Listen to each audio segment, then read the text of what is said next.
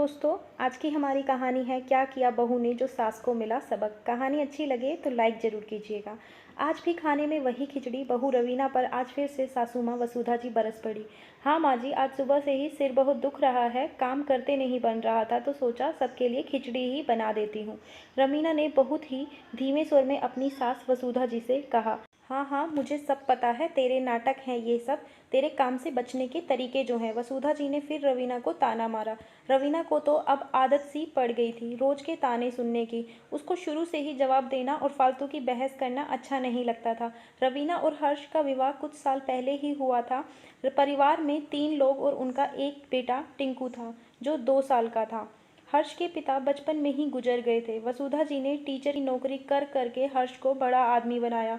हर्ष भी अपनी माँ के ताने मारने की आदत से अच्छी तरह से वाकिफ था, पर वो हमेशा रवीना को ही चुप रहने को बोलता था। जब भी रवीना वसुधा जी के बारे में कुछ भी बोलती तो हर्ष बोलता कि माँ की बातों को नज़रअंदाज करो।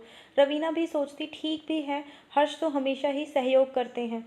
अरे रवीना, तुम कोई नौकरी क्यों नहीं कर लेती हो? अब तो टिंकू को भी माँ देख लिया करेगी। एक दिन हर्ष ने रवीना से पूछा, क्योंकि रवीना को पढ़ना और पढ़ाना बहुत अच्छा लगता था। टिंकू के जन्म के बाद से वो खुद को समय नहीं दे पा रही थी। वे बुढ़ापे में अब बच्चा नहीं संभलता मुझसे। वसुधा जी ने तुरंत कहा। माँ, रवीना सिर्फ 5 घंटे वाली ही नौकरी देखेगी, टिंकू को आपको दिन में ही तो देखना है, हर्ष बोला। हर्ष के समझाने पर वसुधा जी भी मान गई और रवीना भी एक पास वाले स्कूल में नौकरी करने जाने लगी। रवीना सुबह उठकर सब खाना बनाकर टिंकू को नहलाकर तैयार करके 10 बजे निकल जाती थी। शाम को रोज़ 3 बजे तक घर भी आ जाती थी। शुरू में तो सब कुछ अच्छा ही चल रहा था। अब वसुधा जी को रवीना पर और गुस्सा आने लगा, क्योंकि वसुधा जी का अब दिन में टिंकू के कारण अब सहेलियों से मिलना जुलना जो बंद हो गया था। नहीं तो पहले रोज़ दोपहर में सहेलियों के साथ खूब गपशप चलती रहती थी। अब तो रवीना को हर बात में ताने सुनने पड़ते थे। साथ में घर आकर टिंकू के काम, रात को खाना बनाना, स्कूल के ढेर सारी कॉपियाँ चेक करना और भी घर के बहुत सारे काम। रवीना ज़्यादा थक जाया करती थी। एक दिन स्कूल में ज़्यादा काम होने के कारण रवीना को आने में थोड़ी देर हो गई। जैसे ही रवीना घर आई तो देखकर हैरान रह गई। वसुधा जी तो फ़ोन पर अपनी सहेलियों से बातें कर रही थी और एक तरफ टिंकू बहुत तेज़ तेज़ रो रहा था। माँ जी, टिंकू क्यों रो रहा है? रवीना ने बहुत गुस्से में वसुधा जी से पूछा। तुम तो 3 बजे आ जाती हो ना, आज क्यों देर हो गई? मेरी भी बच्चा संभालने की ड्यूटी सिर्फ 10 से 3 ही होती है, उसके बाद मेरा भी कुछ समय है, वसुधा जी ने रवीना को फटाक से उत्तर दिया। आज तो रवीना को भी बहुत गुस्सा आ रहा था, तभी क्यों ना इतने सालों से वसुधा जी के ताने जो सुन रही थी। रवीना भी फटाक से रसोई में गई और गुस्से में कुकर में खिचड़ी चढ़ा दी। ये तो वही खिचड़ी थी जिसे वसुधा जी को सख्त नफरत थी।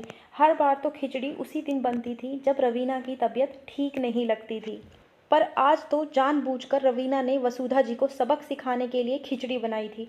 जैसे ही सब साथ हर्ष, वसुधा जी और रवीना खाना खाने बैठे, वसुधा जी बोली, ये क्या, आज फिर खिचड़ी बनी है? आज तो रवीना कोई मौका नहीं छोड़ने वाली थी। रवीना बोली, माँ जी, आपको अपने पोते को संभालना एक ड्यूटी लगती है, जैसे आपको अपनी सहेलियों से बहुओं की बुराई करने में मज़ा आता है ना। रोज़ उनसे बातें करके आप सभी सासें अपनी बहुओं के लिए रोज़ नई नई खिचड़ी पकाती हैं, वैसे ही मैं भी घर में कभी कभी खिचड़ी तो बना ही लेती हूँ। रवीना का उत्तर सुनकर वसुधा जी का चेहरा तो देखने लायक था ही।